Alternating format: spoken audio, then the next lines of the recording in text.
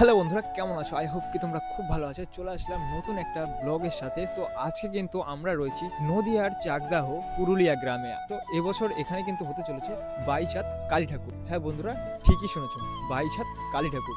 So আমার পিছনে যে স্ট্রাকচারটা দেখতে পাচ্ছ, এইটা হচ্ছে এইখানকার কালী ঠাকুরের স্ট্রাকচার। এখানে কিন্তু পুরোপুরি স্ট্রাকচারটা কিন্তু তৈরি হয়নি। আপাতত শিব ঠাকুরের স্ট্রাকচারটা কিন্তু মোটামুটি লেভেলের তৈরি হয়ে গেছে, আর কালী ঠাকুরের স্ট্রাকচারটা এখনও বাকি রয়েছে।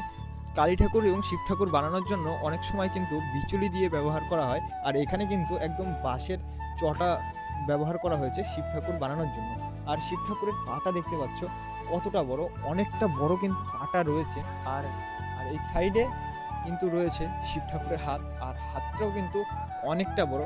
22 হাত কালী ঠাকুর বলে কথা, বড় তো অবভিয়াসলি হবে। আর এখানে কিন্তু পুজোটা কিন্তু প্রত্যেক বছরই হয়, আর প্রত্যেক বছর কিন্তু বিভিন্ন বিভিন্ন রূপে কিন্তু পুজোটা হয়। এইবার যেমন 2026-এ যেমন তৈরি হচ্ছে 22 হাত কালী ঠাকুর, আগের বছর কিন্তু হয়েছিল 51 খণ্ড, মানে কালী ঠাকুরের 51টি রূপ কিন্তু দেখানো হয়েছিল।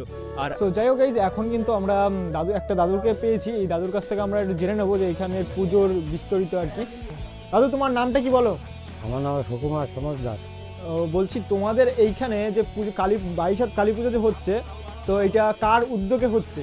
যা সুচেন্দ্রালের উদ্যোগ যে হচ্ছে বা গ্রামবাসী বিন্দুর উদ্যোগে, তাই তো?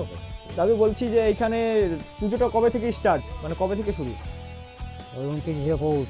আর ইংরাজিতে? ইংরাজি 14। ইংরেজিতে 14, মানে জানুয়ারি মাসের 14 তারিখে কিন্তু মানে পুজোটা স্টার্ট হবে। আর দেখতে পাচ্ছ এখন দেখো, এখনো সবে টেক্সচারটা করা হয়েছে, এখনো মানে ঠাকুরটাকে এখনো তৈরি করা হয়নি। এইখানে মানুষ কি করে আসবে, মানে দূর থেকে যারা আসতে চায়? দূর থেকে আসলে ধরো সিলিন্ডে এসে নামবে, সিলিন্ডে অটো করে বা টিকারে চলে আসবে। তোমার সিলিন্ডার থেকে অটো এবং টেগারে করে তোমার আসতে হবে দুধপুকুর বাজার থেকে। যে কোনো টোটো ধরে তোমাদের যে কাউকে বললেই হবে যে আমরা পুরুলিয়া শ্মশানে যাবো, তো পুরুলিয়া শ্মশানে কিন্তু চলে আসতে পারে। তো দাদু, ঠিক আছে, তোমার সাথে কথা বলে খুবই ভালো লাগলো।